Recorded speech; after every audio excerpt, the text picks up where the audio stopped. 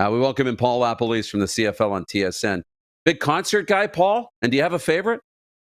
No, I would say I'm not a big I've probably been to under 10 concerts. My best was probably U2. Saw them in Winnipeg in 2010.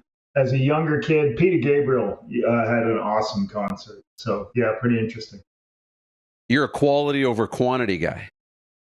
That's pretty good. Exactly. U2 is pretty good. Yeah. Yeah, amazing. Look. Lucked out on that.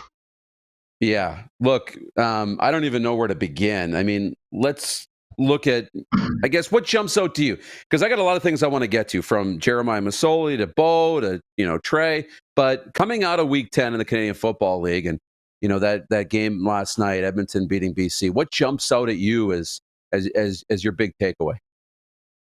Well, I think the weird thing was the Ottawa Rider game. There are a lot of Rider fans here. I think the interesting thing about the command center, the command center got it right what they did. I don't think the logistics was really good. They can't allow the team to finish the game. They got to communicate to the official, hey, we're looking at this again. We got to keep playing. Drew Brown's out of this game because of a low hit. So Drew Brown and Masoli will start because of a low hit that Drew Brown got taken by, I believe it was Brown. Well, Jeremiah Masoli was taken out a couple of years ago by a low hit.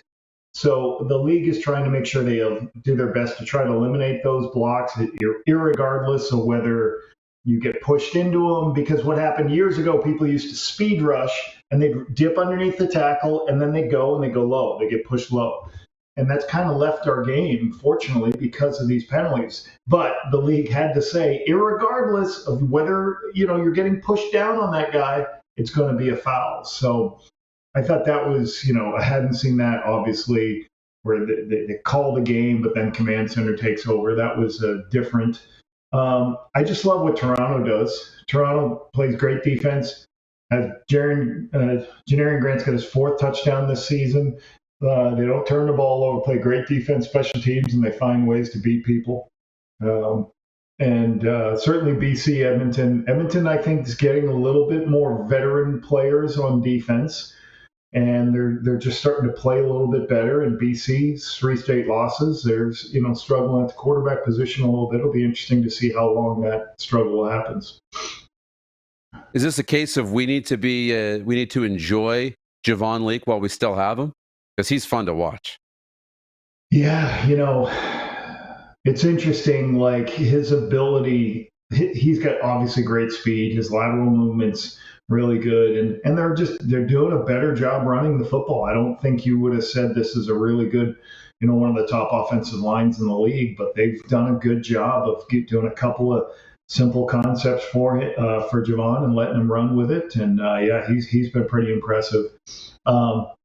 I think it's a good thing for the West, though. If you think about the CFL West, there is nobody who's really running away with it. Like previous years would be Calgary, the last couple of years have been Winnipeg. So I don't know who's going to come out and win the 1, 2, or 3 in the West. So SAS certainly getting Trevor Harris back, we think. But anybody can keep going. You got some talented quarterbacks in the West. We'll see how long it takes for Vernon Adams to get back, but it should be fun down the stretch. Well, it should be, and you can't rule out Edmonton if they probably need another couple of wins to start, getting into that conversation and taking them seriously. But they reeling off 2 in a row. They're within striking distance. And BC's fallen back, dropping 3 in a row, but they'll get VA back, and I think they'll be okay. In the East, it's interesting too, and I want to start with your old team in Ottawa, and Drew Brown's out. We hope not for very long. But Jeremiah Masoli is going to play. We haven't seen a lot of him over the last couple of seasons, or really in Ottawa.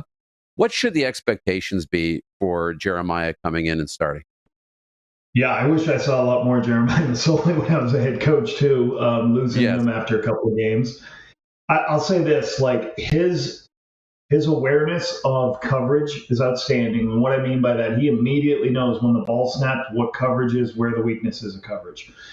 I don't know if I've seen a quarterback in the Canadian Football League that can get the ball without the laces and can just fire, how quickly and accurately he can just fire the ball. Like some guys are like shortstops, open their hips and throw, and he was amazing at that.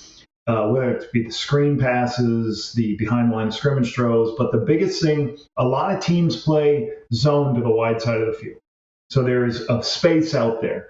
And you don't turn that on for everybody because sometimes guys can't throw it out there. They can't recognize it. If they're late, it's a pick six. Like when I got with him, I saw him recognizing that space and how accurate he could throw. So I just kept turning on things like, hey, I'm going to give you a quick throw over there. And if you want to take, and this is when the field was wider. I was amazed at how accurate he was throwing to the wide side of the field. So you're going to have a veteran guy who sees all the pictures. The ball should come out of his hand quickly. And they got Rourke Armstead, so they don't have to rely on Jeremiah. The run game's going pretty well for them. So they just got to continue. They're playing pretty good defense. Don't turn the ball over. Jeremiah, to go to Jeremiah, what Ottawa has when I was the head coach, or what Coach Dice had last year with Dustin Crum, you're getting just a more veteran guy who can keep you on the football field. Yeah, it'll be fun to watch. We'll definitely be paying attention. To Hamilton, and Bo Levi gets shut down after just 2 series. This one is puzzling for me. Not that he got benched. You're not winning football games. But the numbers that he's putting up and the year that he's having, leading the league in passing and touchdowns, and how great they've been in the his red zone efficiency numbers. What do you make of this? And what does Bo's future look like in Hamilton? So, I haven't talked to anybody there, but what I would say is, the numbers are the numbers. Yes, you can have yards at the end of a game, you can have other things, but sometimes for a quarterback, I used to say this in the quarterback meeting with the guys all the time. Listen, you had 65 plays in a game. You can do 64 of them correctly, and we'll call it 63. You take 2 bad plays, we lose the game. So it's crucial that you guys make good decisions on all 65 plays. And the quarterback position, you can't throw interceptions. I know he's got some interceptions. He's forced some throws. And that was something that Bo is going to take shot. He talked about it a couple of weeks ago. He's doing a much better job of not putting the ball in harm's way because he may not have the defense he had in Calgary or the special teams. Like, he's got to make sure he does his part of 3-phase football of, doing his part, not turning the ball over, giving a short field defense. And he's done that at times this year, trying to get better at it. And I think Scott's like, well, if he's not going to create with his legs, if he's going to put the ball in bad situations, maybe I have to look at the other guys, because Taylor Powell can create with his legs at least, and you can do some run game with him.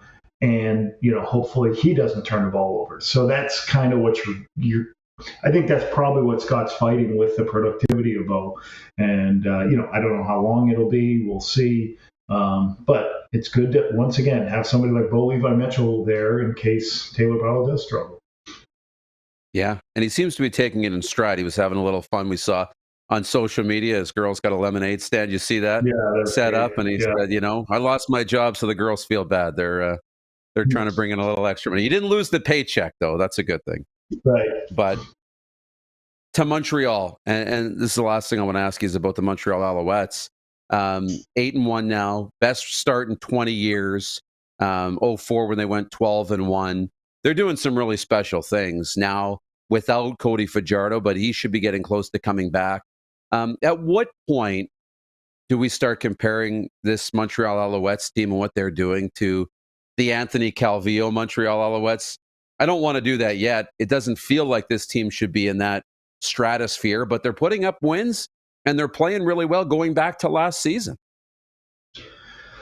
I would say this defensively, it's kind of interesting. Like, defensively last year, that's how they made their, halfway through the season, they were an average middle of the road team, and then they went on that huge run down the stretch last year and then led to the Grey Cup. But that was done on defense and special teams and average offense, not turning the ball over. What they're doing now, even with Davis Alexander, is they're moving the ball very well. It's not especially when Cody was in, it was the offense was putting up as many points and doing as many great things, plus great defense. So that's pretty formidable. And with the injuries, they've been able to win with Davis Alexander. And he is not somebody who they just kind of threw the ball behind the line of scrimmage, ran the ball. They've pushed the ball downfield, and he's done a good job. So they're doing a really good job over there. They've got depth. I think their defense flies around. It's hard to get point. They don't give up a lot of points. So they blitz from different pictures. They are fun to watch. And again, they're kind of getting a loud crowd now in Montreal because they're winning so many games. And you can tell it's like Montreal and then kind of the rest of the league trying to figure out where they are. And certainly with the East, if Ottawa keeps winning, they could kind of start competing with them for that first spot. But pretty much Montreal is kind of starting to walk away with that. I know they lost Philpott. We'll see how Philpott is, but they've got a talented football team. Yeah, they're fun to watch for sure. Look, before we let you go, tell me about your shirt. Our producer Clark pointed out, he's like, you got to ask Paul about the shirt. That's the Set Hut, That right? is Bob Wiley. Yes, that was years ago. If you remember when on the Cleveland Browns, Coach Wiley was, everyone made, because every time he said Set Hut, like his whole belly would have jiggled and everybody kind of did it. So they sold T-shirts and I got myself a Bob Wiley Set Hut T-shirt. So yeah, it's excellent. So, hey, here's my Rod Pedersen show question. So it's kind of interesting that you guys are on the Games channel up here in Canada, right? So you guys are live streaming or streaming at the same time. Like in my head, I don't think Rod Pedersen has ever even played a video game in his life. You know what I mean? Like you're I know. supposed to be like, what is this channel I'm on? Like, what is an Atari 2600? He probably doesn't even know anything about anything with video games. But I think that's pretty cool. Yeah, that's pretty good. Yeah, I know worlds colliding, but somehow it works. It works for us, so it works out for him. But Paul, appreciate this. Enjoy the week, and we'll see you again soon. Yeah, I'm looking forward to it. I'm in Calgary this week. I'm doing my second color of the year, Calgary, Ottawa, and then be in studio the rest of the weekend. So, yep, looking forward. You're in Calgary, and I'm coming to Ottawa this week. Hey, the bosses tell me, hey, if the bosses tell me go on the air, I'm good. If I get to talk football for 3 hours on air, I'm going, man. A lot of fun. Exactly. Have fun. Thanks, Paul. Thanks, Aaron. Take care. Paul LaPolice joining us here, CFL on TSN.